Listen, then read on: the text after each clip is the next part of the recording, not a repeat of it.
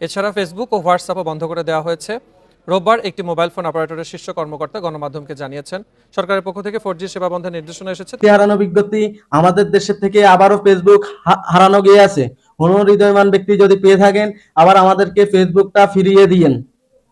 নিরাপত্তার জন্য ফেসবুককে আবার ডাউন করে দিল। কিসের নিরাপত্তা? দেশে কি হচ্ছে না হচ্ছে আমরা সাধারণ মানুষ জেনে যাব। কারা চুরি করতেছে, ডাকাতি করতেছে, আমরা এগুলা জেনে যাওয়ার কারণে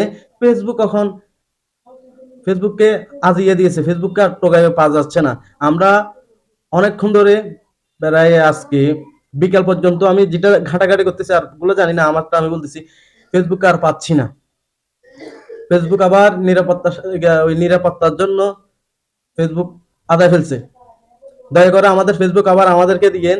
আমরা তথ্য অনেক কিছু দেখি, অনেক ভিডিও দেখি, কোথায় কি হচ্ছে আমরা এগুলা জাস্টিফাই করার জন্য আমাদের ফেসবুককে আমাদেরকে ফিরিয়ে দিয়েন।